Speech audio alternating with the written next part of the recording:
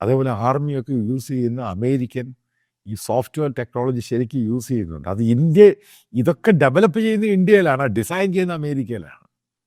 ബാംഗ്ലൂരും ഗുഡ്ഗാവിലൊക്കെയാണ് അവർ design ചെയ്യുന്ന എഞ്ചിനീയേഴ്സൊക്കെ ഉള്ളത്, ഇന്ത്യക്കാരൊക്കെ തന്നെ. പക്ഷെ അതും ഇന്ത്യൻ ഡിഫൻസ് ശരിക്കും ഉപയോഗിക്കുന്നുണ്ട്. അതിൻ്റെയും സോഴ്സ് കോഡ് തരത്തിലുണ്ട്. അതായത് അവിടെ ഉണ്ടാക്കുന്ന സോഫ്റ്റ്വെയർ, അതായത് ഈ സാറ്റലൈറ്റ് ഇമേജുമൊക്കെ ബന്ധപ്പെട്ട് ഈ ശത്രുവിൻ്റെ താളം എവിടെ, ഇത് മുഴുവൊക്കെ അറിയുന്ന, ഇത് അവസാനം അനലൈസ് ചെയ്യുന്ന സംഭവമാണ് ഈ സോഫ്റ്റ്വെയർ. പലതുമുണ്ട്, നാവിഗേഷനുണ്ട്, പലതുമുണ്ട്. ഇതൊന്നും തന്നെ തരത്തില്ല. അതായത് അമേരിക്ക ഉടക്കിൽ തന്നെ നിൽക്കുകയാണ് ബേസിക്കലി. ഒരു ഫോൺ കോൾ വന്ന് മോദി 4 പ്രാവശ്യം ഇതൊക്കെ ചുമ്മാ ഉണ്ടാക്കുന്ന ഇന്ത്യൻ മീഡിയ ഉണ്ടാക്കുന്ന കഥകളാണ്. 1% അമേരിക്ക ഡൗൺ ആയിട്ടില്ല.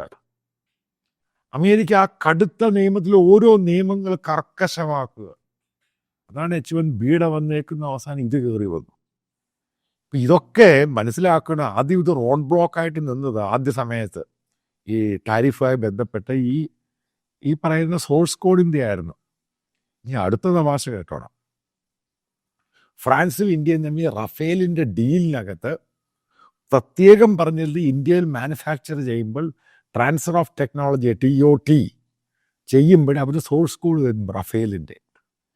അതും അവർ റിജക്റ്റ് ചെയ്തു. അമേരിക്കൻ പ്രഷറാണ് കാരണം.